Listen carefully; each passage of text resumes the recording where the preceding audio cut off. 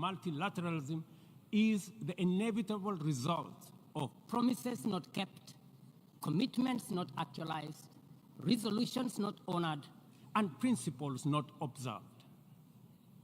Multilateralism has been failed by abuse of trust, negligence, and impunity. A year ago, I stood in this assembly hall to call upon the global community to transform the UN system in order to achieve a consensus-driven, rules-based multilateral system which works for the people of the world in their diversity. It is time for multilateralism to reflect the voice of the farmers, represent the hopes of villagers, champion the aspirations of pastoralists, defend the rights of fisherfolk, express the dreams of traders, respect the wishes of workers, and indeed protect the welfare of all peoples of the world.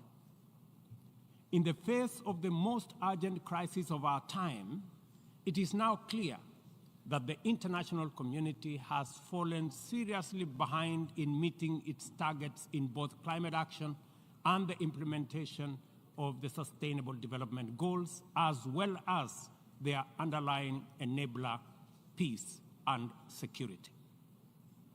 We as Africa have come to the world not to ask for arms, charity, or handouts, but to work with the rest of the global community to give every human being in this world a decent chance of security and prosperity by taking necessary actions, mobilizing adequate resources for investment, confronting security challenges, and resolving conflict as we mobilizing adequate resources for investment, confronting security challenges, and resolving conflict as we mobilizing adequate resources for investment, confronting security challenges, and resolving conflict as we mobilizing adequate resources for investment, confronting security challenges, and resolving conflict as we mobilizing adequate resources for investment, confronting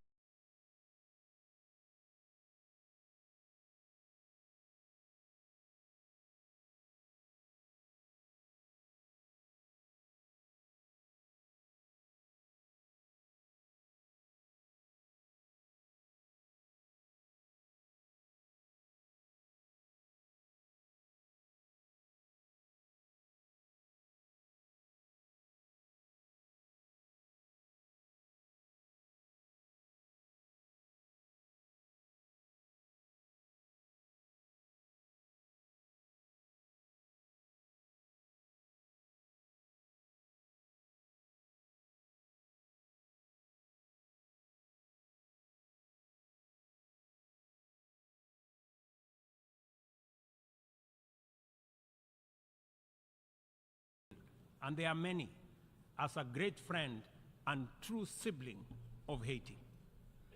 We urge the United Nations to urgently deliver an appropriate framework to facilitate the deployment of multinational security support. We urge the United Nations to urgently deliver an appropriate framework to facilitate the deployment. We call on the Security Council to contribute positively by approving a resolution under Chapter 7 that tailors the security support mission to the specific needs of Haiti and its people. This should be part of a comprehensive strategy that includes delivering humanitarian aid, supporting livelihoods, instituting reforms, and fostering a political process guided and owned by Haitians, all in the aim of enabling free and fair elections within a reasonable time frame. We are encouraged by many countries which have already stepped forward to take part in this solidarity. We must recognize that stability, peace, and security form the foundation on which the pursuit and realization of sustainable development and climate action stands. This realization must enable us formulate strategies which treat these initiatives as interconnected, mutually reinforcing, and complementary dimensions of a single agenda. The tragic spectacle of young people from Africa boarding rickety contraptions to gamble their lives away on dangerous voyages in pursuit of opportunities abroad, either as conflict, climate, or economic refugees, is a statement of the failure of the global economic system. At the recently concluded Africa Climate Summit in Nairobi, we undertook to begin the journey to course correct and execute a paradigm shift in our pursuit for development and climate action.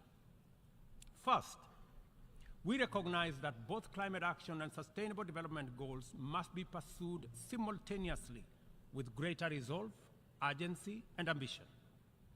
No meaningful development can take place in countries that are also struggling with climate shocks, and yet, at the same time, the frequency of climate emergencies impedes any meaningful development. As a defining outcome of the Africa Climate Summit, we committed Africa to consider the dual problems through an opportunity lens and deliver effective solutions by pursuing a fresh trajectory. Development is a basic necessity for every society. It must happen one way or another. There should be no doubt about that. Annually, 30 million young people in our continent need jobs, and many more need food.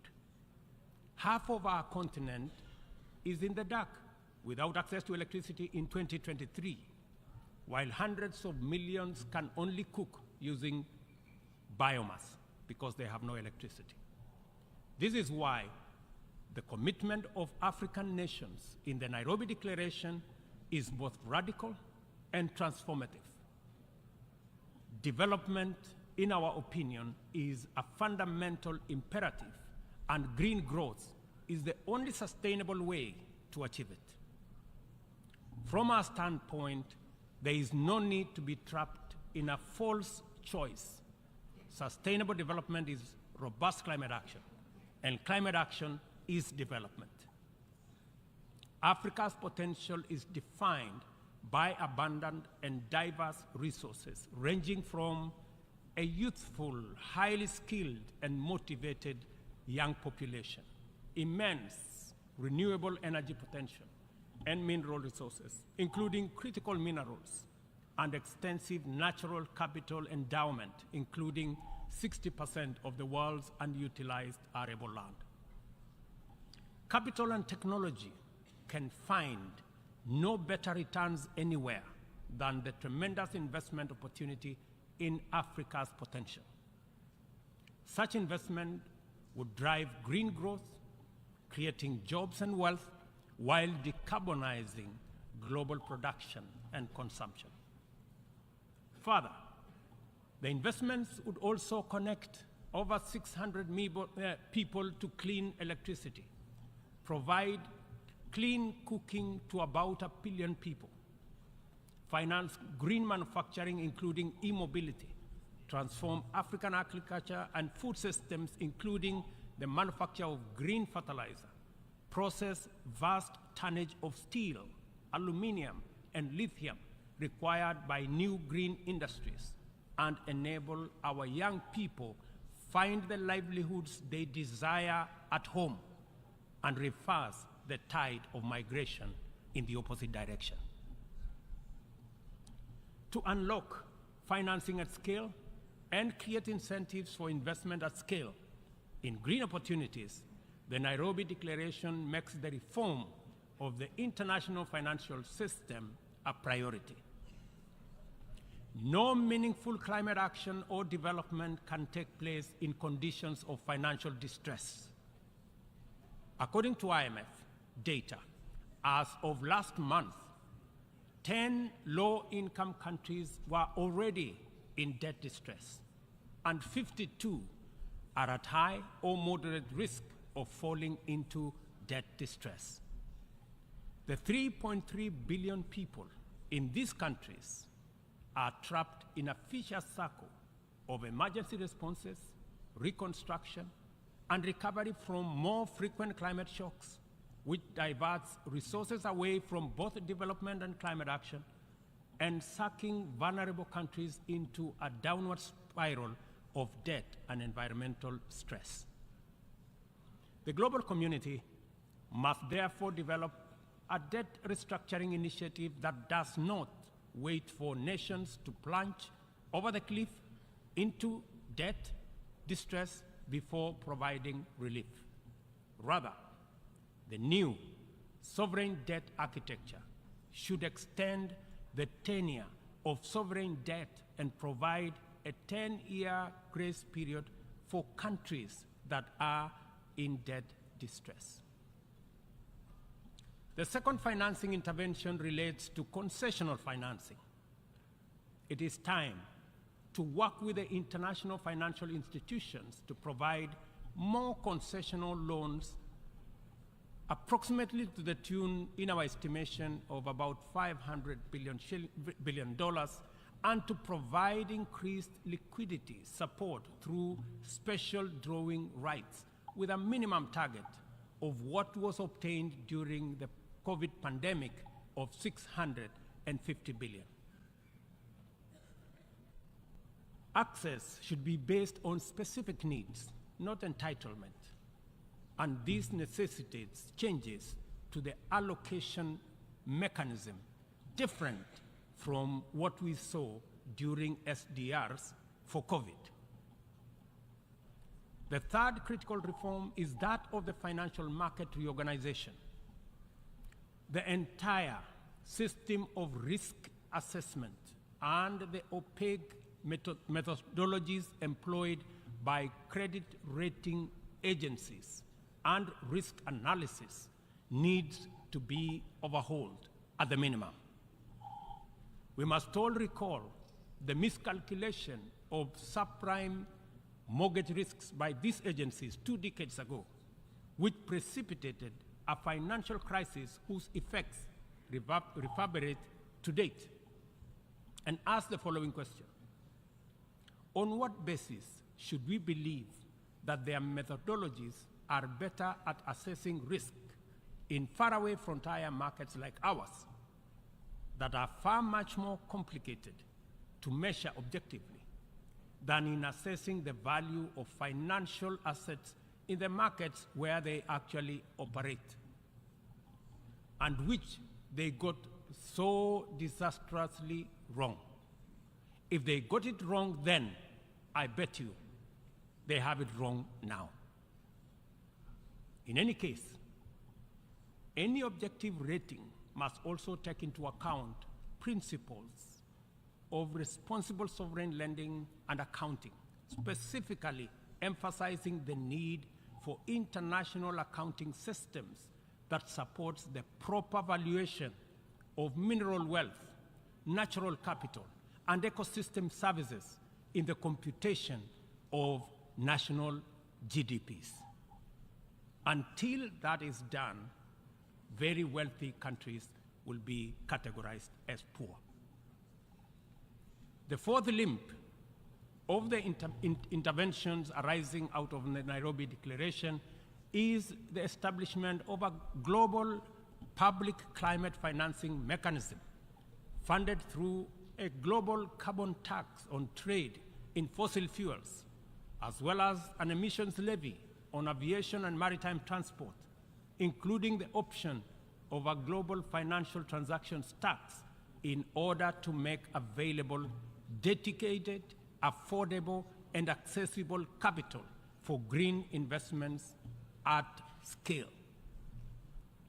The roadmap to this new and urgently needed institutional infrastructure involves sustained engagement at various multilateral processes, and the instruments to actualize it by 2025 shall be a new global climate finance charter to be negotiated through the United Nations General Assembly, COP28, and associated processes. We understand the facts about our collective situation as a global community and as a member of the United Nations family. We know the magnitude of our shared challenges and common threats. We appreciate that multilateralism is on trial, and our task is to defend it. We also recognize that multilateralism is broken, and it is our responsibility to fix it. From this moment to 2030, and from our problems to their solutions, we are connected by a coherent agenda of robust collective action. We must therefore muster the courage and will to stand together in solidarity and act, to right past wrongs, solve present problems, and secure our collective future, to protect and empower all people and support our friends in need, to restore broken trust, raise hopes high, and keep faith strong, and finally, to pursue, achieve, and sustain positive change in order to make billions of cherished dreams come true. We must start right away, for we have no time to lose. And I thank you.